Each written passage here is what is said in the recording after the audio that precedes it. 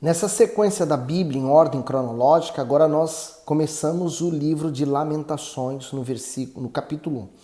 Esse livro também é de autoria do profeta Jeremias. Vamos pedir antes de tudo, antes de começarmos a direção? Meu Deus, assim como o Senhor inspirou o teu servo e as palavras dele hoje são atuais, porque o estado espiritual em que muitos de nós vivemos é exatamente igual ao estado em que o povo de Israel, o povo de Jerusalém estava vivendo. Então, nos dê a condição de entender, compreender a tua voz, a tua palavra nessa meditação que estamos fazendo. Amém.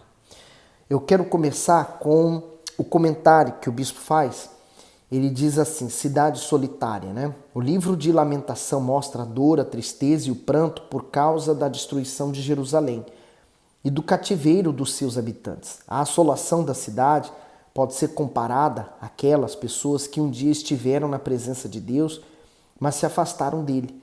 Se outrora eram cheias do seu espírito e da sua alegria, passaram a ter tristeza em seu viver e adquiriram um profundo vazio na alma por terem se rebelado contra o Senhor. A figura de Jerusalém, desolada em meio a inúmeras tragédias, simboliza os seus moradores que, por terem sido rebeldes à direção divina, tornaram-se humilhados e desprezados aos olhos do mundo. Por isso, o que é as trevas, senão a ausência de luz? O que é o vazio, senão a ausência de Deus? Então, a questão do afastado, da pessoa que um dia já esteve na presença de Deus e hoje não está mais, é o vazio. E aquelas pessoas que nunca estiveram numa igreja ou buscando a Deus, ou como diz, né, elas nunca foram uma religiosa, elas sentem esse vazio. Então elas estão em busca de alguma coisa, elas estão em busca de preencher esse vazio. Então, nessa ansiedade de buscar preencher esse vazio, muitas pessoas, como diz o ditado popular, metem as mãos pelos pés. Então, elas terminam entrando para vícios, para gangues, elas ingressam ou se dedicam 100% ao seu trabalho ou vivem em função da sua família. Enfim, elas tentam, de alguma forma, preencher esse vazio com alguma coisa, mas é passageiro, né? Vai passar, vai acabar, não vai surtir o efeito.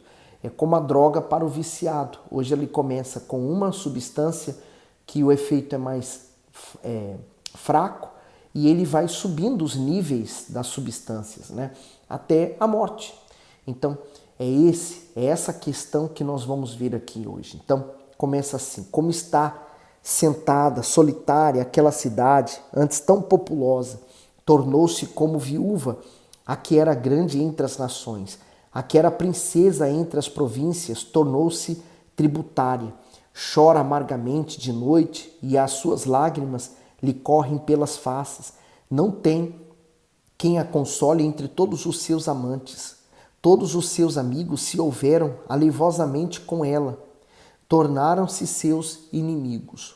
O comentário diz, chora amargamente. Judá havia feito amizade com muitas nações e se voltado para numerosos ídolos em busca de proteção. Na época de Davi e de Salomão, a nação era próspera e atraiu muitos povos que se diziam seus aliados. Porém, nada disso assegurou auxílio na hora da invasão babilônica.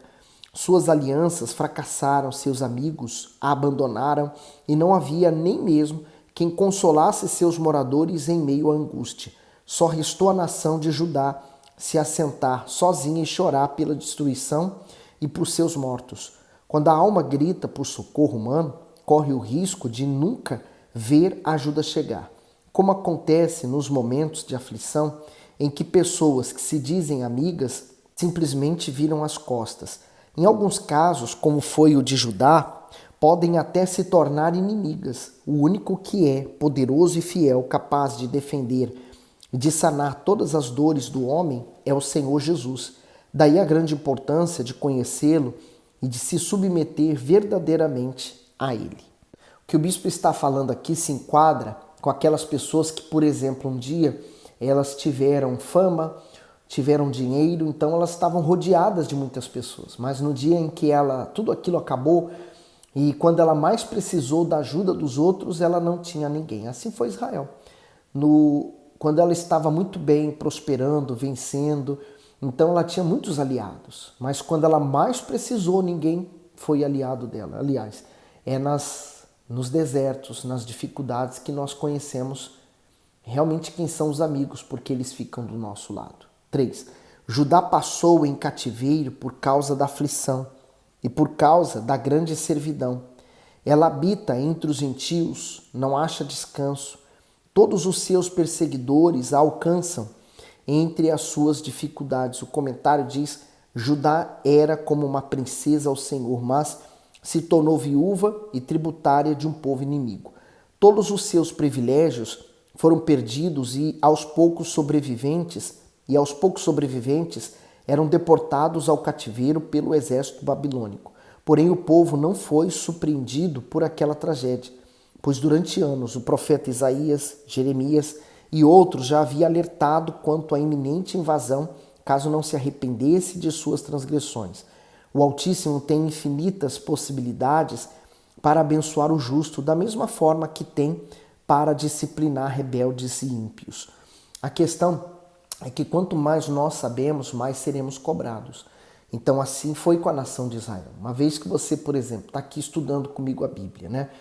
Para você será cobrado mais do que outros que não conhecem. Por quê? Porque agora você já sabe o que está escrito, né? Você já sabe a verdade. 4. Os caminhos de Sião pranteiam, porque não há quem venda a festa solene, não venha a festa solene. Todas as suas portas estão desoladas, os seus sacerdotes suspiram, as suas virgens estão tristes e ela mesma tem amargura. Comentário: não há quem venha à festa. Todos os anos os peregrinos se encaminhavam para Sião a fim de celebrar as festas solenes.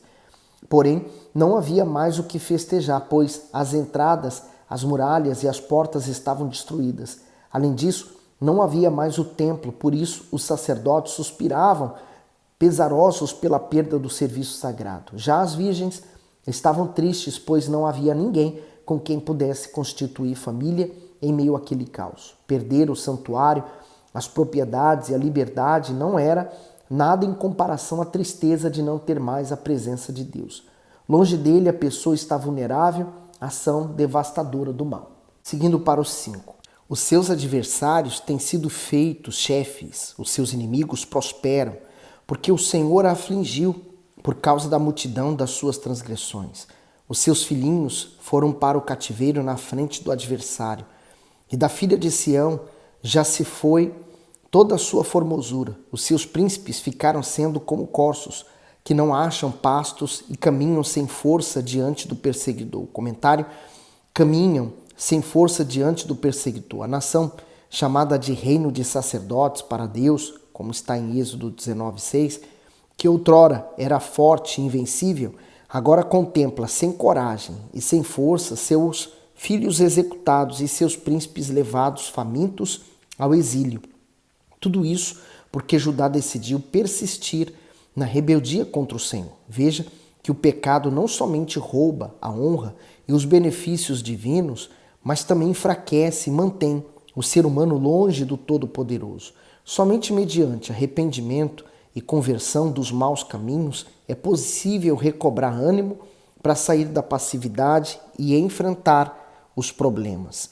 Seguindo para o 7, lembra-se, Jerusalém, nos dias da tua aflição e dos seus exílios, de todas as suas mais queridas coisas que tivera desde os tempos antigos, quando caía o seu povo na mão dos adversários e não havia quem o socorresse. Os adversários o viram e fizeram escárnio da sua ruína. Jerusalém gravemente pecou, por isso se fez errante. Todos os que honravam a desprezaram, porque viram a sua nudez. Ela também suspira e volta para trás. O comentário: Jerusalém gravemente pecou. Israel havia se cansado com o Altíssimo por meio da aliança feita com ele. Contudo, a nação foi em busca dos ídolos cananeus, cometendo assim adultério espiritual contra o Senhor eterno, o seu marido. Por isso, a nudez da sua imoralidade foi exposta a todos os povos da região, de modo que não foi possível mais se esconder das consequências dos seus atos. Nessa época, Deus fez com que seu povo, o que a lei determinava que se fizesse aos adúlteros, mostrou à comunidade a sua imoralidade. O interessante da palavra de Deus é que ela não esconde os erros, falhas de absolutamente ninguém. E ela coloca, de fato, o erro, os acertos, para que nós possamos olhar e também comparar nossa vida e não errarmos. No 9, a sua imundícia está nas suas saias, nunca se lembrou do seu fim, por isso foi pasmosamente abatida, não tem consolador. Vê, Senhor, a minha aflição, porque o inimigo se tem engrandecido. Comentário: nas suas saias. A imundícia espiritual de Jerusalém foi representada pelo fluxo de sangue de uma mulher. Esse fluxo era tão abundante que expressava para as vestes exteriores. Deus fez essa alusão para mostrar que o pecado havia contaminado o povo sobremodo. O 10. Estendeu o adversário a sua mão a todas as coisas mais preciosas dela, pois ela viu entrar no seu santuário os gentios acerca dos quais mandastes que não entrasse na sua congregação. Comentário: o adversário tomou o que havia de mais precioso, perder a proteção do Todo-Poderoso, expôs Judá às maldades dos seus inimigos, isto é, aquilo que era tão estimado pelas pessoas como suas famílias, seus bens e, sobretudo, o templo foi solapado. Nem mesmo o israelita podia entrar no santuário por causa das leis mosaicas, mas os invasores caldeus desrespeitaram tudo e todos para saquear os utensílios e os tesouros da casa de Deus. Quem deixa o esconderijo, isto é, a proteção do Altíssimo, está ao alcance das mãos do diabo, que sempre toca naquilo que o ser humano tem de precioso, a saúde da família, a família e a vida. No entanto, seu maior objetivo é roubar a salvação. E aí, vamos nos colocar a pensar, né? Quando o santuário, Deus ali estava, então quem pecava morria, né? Mas agora o próprio inimigo entrou naquele lugar onde as pessoas não poderiam entrar, porque ali era um lugar santo. Então eles entraram, corromperam aquele lugar, roubaram os objetos que lá estavam. Por que eles conseguiram? Porque a presença de Deus já não estava mais lá e Deus não luta por nada deste mundo. Ele luta pela alma da pessoa, mas não pelas coisas materiais desse mundo. Então, eles viram que Deus saiu. A glória de Deus já não existia mais ali. Então, eles perderam a presença de Deus. Então, eles valorizaram muito as coisas desse mundo, perderam as coisas espirituais. E assim também é na vida. Quando a pessoa valoriza muito as coisas dessa vida, né, o seu trabalho, o tempo, ela termina perdendo o principal, que é o espiritual. O 11. Todo o seu povo anda suspirando, buscando pão. Deram as suas coisas mais preciosas a troco de mantimento para restaurarem a alma. Vê, Senhor, e contempla que sou desprezível. Na hora da dor, o que não tem nenhum valor passa a ter um valor imenso, né? No 12. Não vos comove isso a todos vós que passais pelo caminho? Atendei e vede se há dor como a minha dor, que veio sobre mim, com o que o Senhor me afligiu no dia do furor da sua ira. Desde o alto enviou fogo a meus ossos, o qual se assenhorou deles, estendeu uma rede aos meus pés, fez-me voltar para trás, fez-me assolada e enferma todo dia. O jugo das minhas transgressões está atado pela sua mão. Elas estão entretecidas, subiram sobre o meu pescoço. E ele abateu a minha força, entregou-me o Senhor nas mãos daqueles a quem não posso resistir. O Senhor atropelou todos os meus poderosos no meio de mim. Convocou contra mim uma assembleia para esmagar os meus jovens. O Senhor pisou como um lagar a virgem filha de Judá. Porque estas coisas eu ando chorando. Os meus olhos se desfazem em águas, porque se afastou de mim o Consolador que devia restaurar minha alma. Os meus filhos estão assolados porque prevaleceu o inimigo. O comentário: se afastou de mim o Consolador. O profeta Jeremias Sabia que a causa de todo aquele sofrimento e de toda aquela dor era o afastamento do Espírito de Deus, que se retirou do meio do seu povo. Somente Ele é o consolo e o auxílio nas adversidades. O principal motivo do fracasso das pessoas é a falta de um relacionamento com o Altíssimo. Por essa razão, elas perdem a oportunidade de usufruir do Espírito Santo, que age como condutor, alentador, protetor e fortalecedor daqueles que o possuem. A decisão de tê-lo dentro de si ou de afastá-lo dos seus caminhos é pessoal, pois depende da submissão ou do desprezo à voz divina. O 17. Estende-se-ão as suas mãos, não há quem a console. Mandou o Senhor acerca de Jacó que lhe fossem inimigos os que estão em redor dele. Jerusalém é entre eles como uma mulher imunda. Justo é o Senhor, pois me rebelei contra o seu mandamento. Ouvi, pois, todos os povos, e vede a minha dor. As minhas virgens e os meus jovens foram levados para o cativeiro. Chamei os meus amantes, mas eles me enganaram. Os meus sacerdotes e os meus anciãos expiraram na cidade, enquanto buscavam para si mantimento, para restaurarem a sua alma. Olha, Senhor, porque estou angustiada, turbadas estão as minhas entranhas. O meu coração está transtornado dentro de mim, porque gravemente me rebelei fora, me desfilhou a espada, em casa está a morte. Ouviram que eu suspiro, mas não tenho quem me console. Todos os meus inimigos que souberam do meu mal folgam porque tu o fizeste, mas em trazendo tu o dia que apregoaste, serão como eu. Venha toda a sua maldade diante de ti e faze-lhe como fizeste a mim por causa de todas as minhas transgressões, porque os meus suspiros são muitos e o meu coração está desfalecido.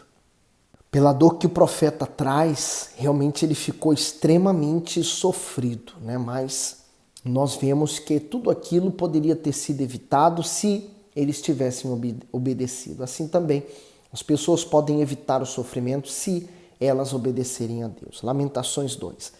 Como cobriu o Senhor de nuvens na sua ira a filha de Sião, derrubou do céu a terra a glória de Israel e não se lembrou do escabelo de seus pés no dia da sua ira.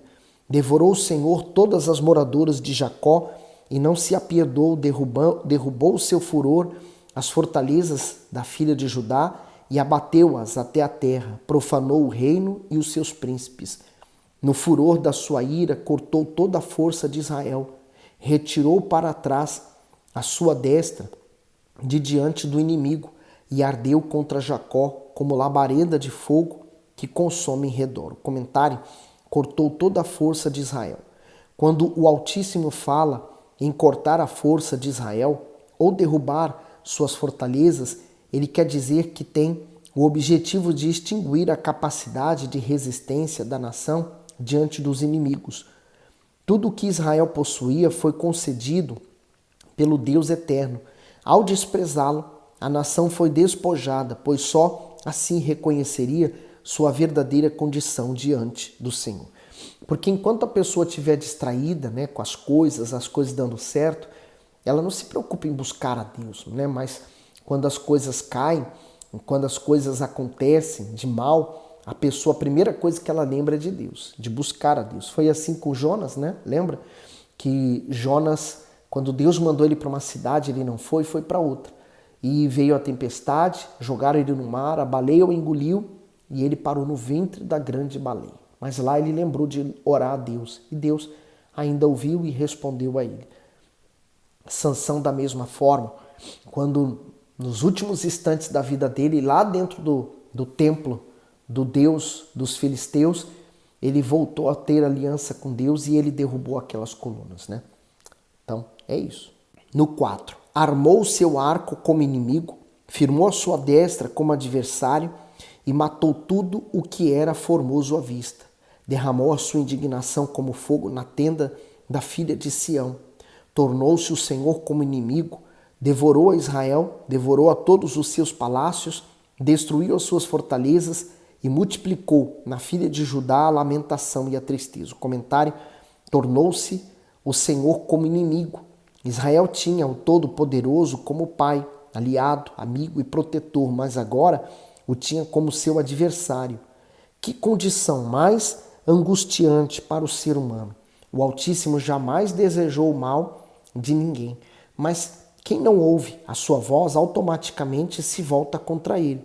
Mateus 12, versículo 30, quem não é comigo é contra mim, e quem comigo não ajunta, espalha. Então só há duas condições de estar diante de Deus, sendo amigo ou inimigo. Por isso que a amizade do mundo nos tornamos inimigos de Deus. Mas quando somos amigos de Deus, nos tornamos inimigos do mundo. 6. E arrancou o seu tabernáculo com violência, como se fosse o de uma horta. Destruiu o lugar da sua congregação. O Senhor em Sião pôs em esquecimento a festa solene e os sábados, e na indignação da sua ira, rejeitou com desprezo o rei e o sacerdote. Rejeitou o Senhor o seu altar, detestou o seu santuário, entregou na mão do inimigo os muros dos seus palácios. Deram gritos na casa do Senhor, como em dia de festa solene. O comentário: rejeitou o Senhor o seu altar, detestou o seu santuário. Todo-Poderoso havia estabelecido o altar do incenso, o altar do holocausto, a arca da aliança, os cerimoniais de purificação, as primícias, as ofertas e as festas solenes. Porém, tudo isso foi contaminado pela malícia, hipocrisia e transgressão de Israel. Rejeitar o que Deus havia instituído como sagrado significava desprezar ele próprio. Portanto, que sentido fazia ter o templo e todos os seus utensílios sagrados se a aliança com o Senhor do santuário havia sido quebrada? Então, nós podemos quebrar também hoje o nosso pacto com Deus desobedecendo a ele. No 8. Intentou o Senhor destruir o muro da filha de Sião, estendeu o cordel sobre ele, não retirou a sua mão destruidora, fez gemer o antemuro e o muro, estão eles juntamente enfraquecidos. As suas portas caíram na terra, ele destruiu e quebrou os seus ferrolhos. O seu rei e os seus príncipes estão entre os gentios, onde não há lei, nem os seus profetas acham visão alguma do Senhor. Comentário: seus profetas não acham visão alguma. Por falta da visão correta, da vontade do Altíssimo, as portas de Jerusalém e do templo caíram por terra, dando início à tragédia outrora anunciada por Jeremias. Reis e sacerdotes haviam ignorado as leis divinas. Joaquim, rei de Judá, inclusive, teve a audácia de cortar o rolo da lei e queimá-lo. Está lá em Jeremias 36. Com isso, fica evidente a relação entre a destruição de Judá e o desprezo à palavra de Deus. Aqueles que perderam a visão espiritual da pureza do altar e do Todo-Poderoso e da santidade dos seus mandamentos, nutrindo dentro de si más intenções, afundarão em suas ambições pessoais. Ezequiel 34:2, filho do homem, profetiza contra os pastores de Israel, profetiza e diz aos pastores: assim diz o Senhor Deus, ai dos pastores de Israel que se apacentam a si mesmos. Não devem os pastores apacentar as ovelhas? Mateus 23, do 16 ao 22, ai de vós, condutores cegos, pois que dizeis, qualquer que jurar pelo templo, isso nada é, mas o que jurar pelo ouro do templo, esse é devedor. Insensatos e cegos, pois qual é maior, o ouro ou o templo que santifica o ouro? E aquele que jurar pelo altar, isso nada é, mas aquele que jurar pela oferta que está sobre o altar, esse é devedor. Insensatos e cegos, pois qual é maior, a oferta ou o altar que santifica a oferta? Portanto, o que jurar pelo altar, jura por ele e por tudo o que sobre ele está. E o que jurar pelo templo, jura por ele e por aquele que nele habita. E o que jurar pelo céu, jura pelo trono de Deus e por aquele que está sentado nele. Aquelas pessoas valorizavam extremamente o material, mas desprezavam o espiritual. Por isso que o Senhor Jesus alertou desta forma, né? Eles valorizavam o templo, o ouro, a oferta, mas não a Deus. Por isso que o primeiro mandamento de Deus é amar a Deus sobre todas as coisas, né? E depois, amar o nosso próximo como a nós mesmos. E por eles já não amarem mais a Deus, eles também não tinham amor pelo próximo. Então eles pouco se importavam com a situação das pessoas.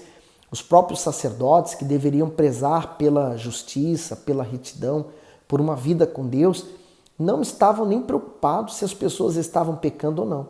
Como estava tudo correndo bem, tinha oferta, o povo tinha dinheiro, tinha suas casas, sua vida estava prosperando, na cabeça deles é porque estava tudo bem. E eles se prostituíam, né, espiritualmente falando, com outros deuses. Então, o afastamento foi completo. Veja se isso não tem acontecido hoje. Olha só como que a situação da humanidade vem decaindo dia após dia, né? O ser humano, ele vem se afastando dia após dia do Senhor. Ele vem desprezando as coisas espirituais e valorizando as coisas materiais. Cuidado para você não cair nesse erro também. Vigie e ore. Peça a Deus para que Ele mostre para você o que está faltando para você ter mais de Deus, tá bom? Que Deus abençoe, põe nos comentários o que Deus falou consigo. Dá o seu gosto ao vídeo, mande para alguém também, tá bom? Fique bem.